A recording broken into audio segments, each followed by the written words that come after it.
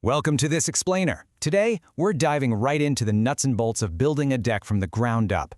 Whether you're a weekend DIYer getting ready to tackle your backyard, or you just really want to understand the mechanics behind a rock-solid structure, we are going to explore all those critical, hidden details that separate a basic hack job from actual master craftsmanship. And, well, we're going to start right at the top with a golden rule. Okay, let's talk about this quote, because it is literally a mantra for anyone who swings a hammer for a living. Think about it. Whether you're pouring a foundation, getting your framing dialed in, or laying down that final, beautiful cedar board, doing it right the first time absolutely saves you money and massive, massive headaches down the line. When you try to rush a step or tell yourself, close enough, that tiny little error doesn't just sit there, it multiplies as you build upward. Building a deck requires foresight. And as we go through this, you'll see exactly why patience in these early stages is your absolute best friend. All right, Section 1. Setting the groundwork.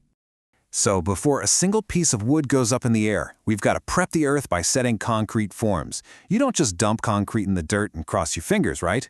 You start by setting a string line to map out the project. And here's the kicker. You actually have to slope this string line at 1/8 of an inch per foot to make sure water naturally drains away. Then you lay out nice straight 2x4 wood forms, stand them up next to your line, and drive heavy steel stakes into the ground every 4 feet or so to brace them. Finally, you raise that 2x4 until the top is perfectly flush with your string line and nail it tight. Boom! That firm, perfectly graded boundary guarantees your footings will be exactly where they belong. Moving right along to Section 2.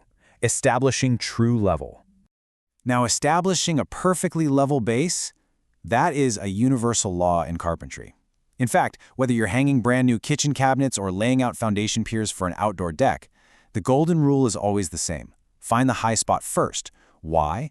Because you always have to start there. It's so much easier to just slip some shims under a low spot to bring it up to level than it is to try and chop down a high spot to match everything else. It makes sense, right? This one simple concept dictates the starting point of your entire layout. So practically speaking, the process is all about systematically shimming and marking your way around the space. Picture this. You grab a straight 8-foot 2x4, lay it flat on the ground, and pop your lever right on top. This essentially gives you a wide, perfectly flat reference plane. Then you shim the low end until that little bubble is dead center, and you mark the ground to indicate the high spot. Repeating this around your layout ensures that every single piece of your deck ends up perfectly plumb, which means perfectly vertical and level, all anchored off that one highest reference point. Okay, Section 3.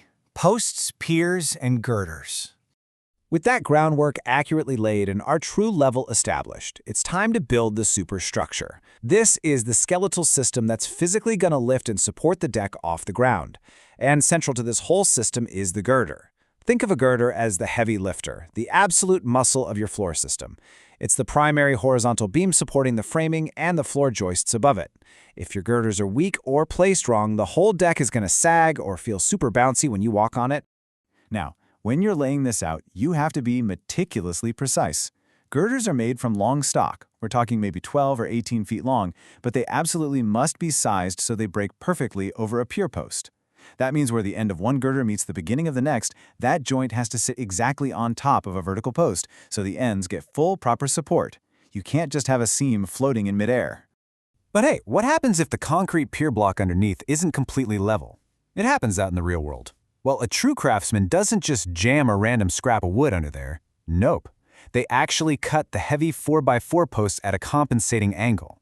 You measure the long distance and the short distance from your perfectly level dry line down to the angled pier. Transfer those measurements and cut the post at that exact angle. That way, the girder up top still sits flush and flat. Once it's seated perfectly, you lock the post to the pier block by toe-nailing it, driving heavy structural nails like 3 16-pennies or 4 8-pennies at an angle to freeze it all together. Which brings us to Section 4, joists and decking. Finally, we're at the visible part of the deck. This is where all that obsessive attention to the hidden foundational details really pays off in how it looks and how long it lasts. For instance, cantilever joists. These are the parts of the deck that overhang past the posts. The pros don't leave them perfectly flat. They actually taper them to create a slight slope, dropping at least 1/4 inch per foot. Why? So that destructive rainwater runs right off and away from the house instead of pooling near your foundation and causing wood rot down the line. It's a tiny structural detail that literally saves the life of the building. But here's a really interesting challenge for you. What if, despite your best efforts, your deck framing ends up just slightly out of square? When it's time to lay down those beautiful finished decking boards, you've got a choice. Do you square the finished boards perfectly to the imperfect frame, or do you run them parallel to the house wall? Which one is actually going to look better to the naked eye? Well, the expert answer is you run it parallel to the house wall. It's a brilliant little optical illusion used by Finnish carpenters. If you square the boards to the deck frame, you end up with this glaring, wedge-shaped gap right next to your house, and trust me, everyone is going to notice it. But by running it parallel to the house, you force that out-of-square error out to the far edges. By separating those diverging lines as widely as possible over the entire span of the deck, the difference becomes almost impossible for the human eye to detect. It is such an elegant solution to a super common problem. It all comes back to the idea that nothing in a good build is random. Especially in Finnish carpentry, every single detail matters. Which end of the board you cut first, which face of the wood points out, exactly where you line up your nails. It all stacks up. The famous architect Mies van der Rohe used to say, God lives in the details. Those careful alignments, the compensating cuts, the visual tricks, they all fuse together to become the true craftsmanship you feel when you stand on the finished product. So, I'll leave you with this to wrap up our explainer.